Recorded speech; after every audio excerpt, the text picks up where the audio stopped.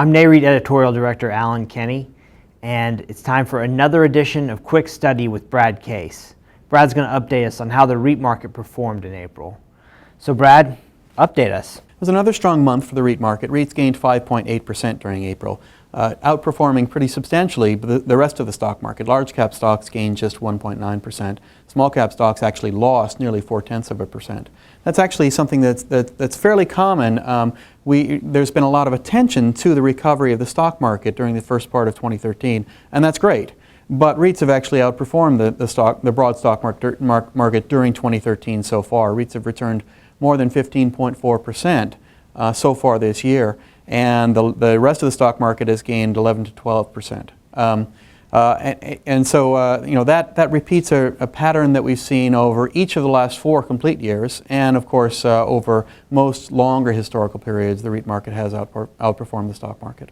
How about specific sectors? Anything stood out in April? Well, the strongest performing REIT sector was the retail sector. And I think that probably has to do with growing confidence among investors in the recovery of consumer spending as we move out of the recession.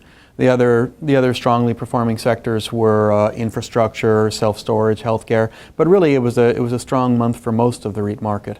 One thing that's probably worth pointing out is that mortgage REITs have really had a very strong run so far this year. They've gained nearly 19% in the first 4 months of 2013, and yet they still offer dividend yields greater than 10%. So that's something that investors certainly are taking advantage of, those strong dividend yields and the growth prospects for the mortgage REIT sector. But the dividend yields are still very high relative to most other investment opportunities.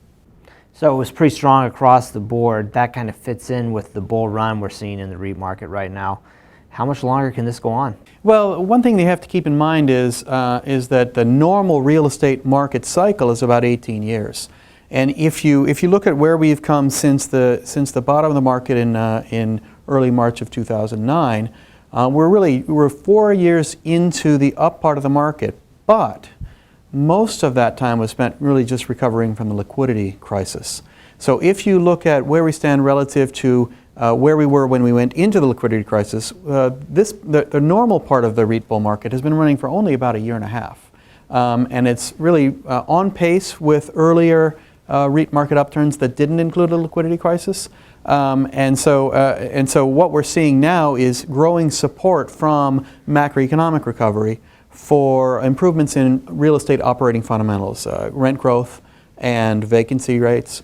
And so as the macroeconomic recovery continues, that's going to provide support for earnings growth for REITs going forward. So of course we can't say whether any particular month or quarter or year even will necessarily be positive. But generally speaking, it looks like we're still fairly early in what is normally something like a 16-year upmarket for real estate. As always, thanks, Brad. Mm-hmm. And for more on this and other REIT news and analysis, be sure to check out REIT.com.